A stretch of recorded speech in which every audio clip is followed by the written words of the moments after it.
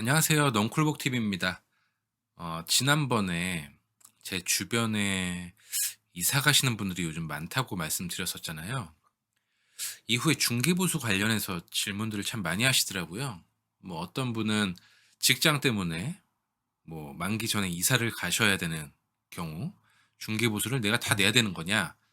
어떤 분은 뭐 만기 지나고 나서 중도 퇴실하는데 중개보수 내가 다 내야 되는 거냐? 뭐 이런 질문들을 많이 하시더라고요. 사실 임대인과 임차인의 입장이 너무 다른데 뭐 중개보수가 한두 푼도 아니고 사실 누가 내고 싶겠어요. 먼저 말씀드리고 갈 것이 있는데 만기 전에 이사 가면 임차인이 무조건 중개보수를 다 부담해야 된다고 아시는 분들이 너무 많아요. 결론부터 말씀드리자면 무조건 다 내는 건 아니에요. 아니니까 오늘 내용을 좀 귀 쫑긋하고 들어주셔야 합니다. 일단 두 가지 상황을 예로 들어서 하나씩 얘기를 해볼 건데, 자, 첫 번째, 계약 만기 전 퇴실의 경우 중개 보수는 누가 내야 되냐? 자, 여기서도 먼저 짚고 넘어가야 될 게 있어요. 우리가 이 집에 들어가기 전에 뭐 했죠? 임대차 계약을 했죠? 계약서는 왜 씁니까? 나중에 딴소리 할까봐 문제가 생겼을 경우 뭐 내 계약금, 보증금, 뭐 임대인 입장에서는 뭐 내 집을 지키기 위해서 뭐 쓰는 거 아니겠습니까? 우리가 약속한 거 지키라고 문서화시켜서 법적 효력을 갖게 하려는 거잖아요. 그리고 그 조건대로 우리는 계약을 이행을 해야 됩니다. 그럼 계약서 내용 지켜야 되는 거잖아요. 그죠? 당연하죠. 임대인은 잔금 받으면 집 열쇠 뭐 주고 임차인에게 만기까지 임차인이 살 수 있도록 해 줘야 되는 거고, 임차인은 잔금 치르고 키 받고 집 깨끗하게 잘 쓰고 만기 때 보증금 돌려받고 물품 인계해 주고 퇴실해야 되는 거잖아요. 그렇지만 임차인도 뭐 살다 보면 뭐 지방으로 뭐 회사 때문에 뭐 이사를 가야 될 수도 있고 뭐 해외로 발령이 나서 집을 정리해야 될 수 있는 뭐 그런 상황들이 있을 수 있잖아요. 그러다 보면 만기를 못 채우고 나와야 될 수 있는데 이럴 경우에 임대인의 승낙을 받으면 뭐 계약의 중도 해지가 가능합니다. 가능한데 그럼 나 만기가 뭐 반년 이상 남았지만 해외 발령 났으니까 뭐 임대인이 상황 봐 주겠지. 뭐 그럼 끝? 이게 끝이 아니니까 지금 영상을 만들고 있는 거죠. 이런 상황에서 임대인이라면 음 그래, 상황이 그렇다면 나가셔야죠. 그렇지만 지금 만기가 많이 남아 있는 상황에서 퇴실하시는 거고, 제가 또 임차인 구하려면 중개보수를 또 내야 돼요. 그러니까 임대인 쪽 중개보수 당신이 내주시면 제가 중도 해지해 드리겠습니다."라고 조건을 달 거예요. 뭐 조건 없이 나가라고 해 주면 정말 감사한 거겠지만 그럴 경우들이 많지 않기 때문에 계속 분쟁이 발생하는 거겠죠. 그럼 임대인이 조건을 제시했습니다. 임차인은 이걸 받아야 됩니까? 아니면 거절해야 됩니까?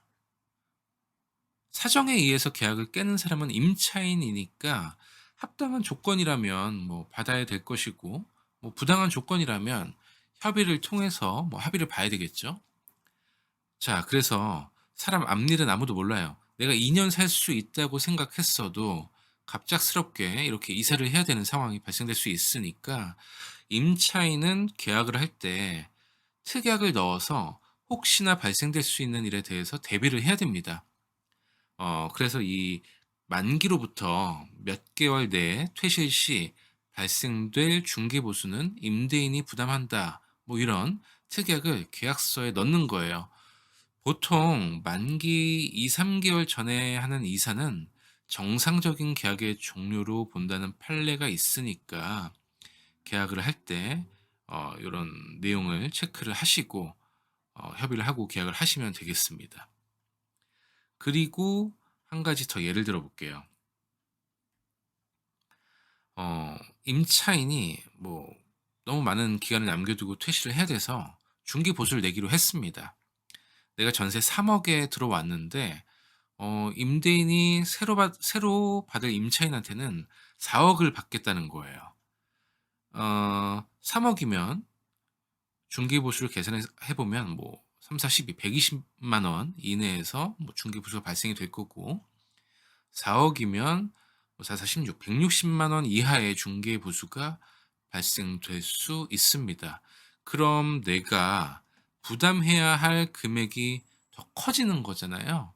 이럴 경우에는 120에서 이제 160으로 늘어났으니까 40만 원 정도는 임대인이 부담해 달라고 협의를 보시면 될 것 같아요. 물론 뭐 0.4% 제가 뭐 맥스로 지금 계산을 했지만 뭐 0.3%가 될 수도 있고, 뭐 사정에 의해서는 뭐 그거보다 뭐 떨어질 수도 있고 높을 수도 있는데, 이거는 전세금 인상 비율에 따라서 임대인하고 조율을 하시면 될 것 같아요.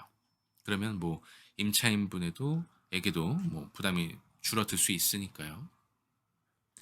자, 그럼 두 번째, 묵시적 갱신 후 퇴실할 경우에 중개보수는 누가 내야 되냐?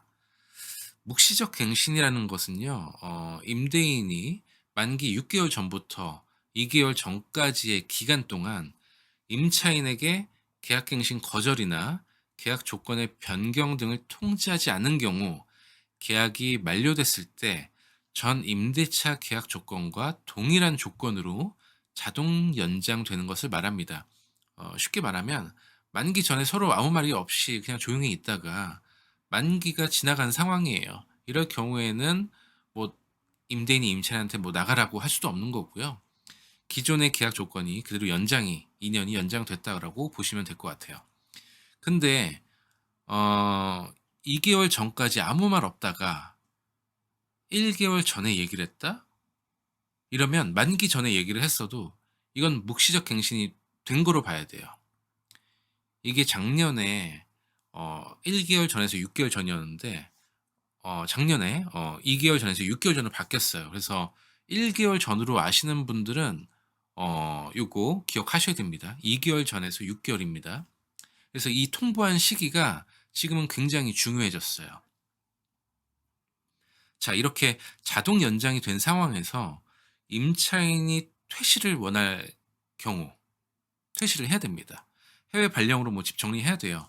자, 묵시적 갱신은 계약 기간이 2년으로 자동 연장이 되었다고 하더라도요, 임차인은 언제든지 계약 해지를 주장할 수가 있고요. 임대인은 계약 해지 의사를 통보받은 후에 3개월 이내에 이 보증금을 반환을 해줘야 됩니다. 또한 임차인은 중개보수에 대한 의무가 없고요. 임대인이 중개보수를 부담을 해야 됩니다.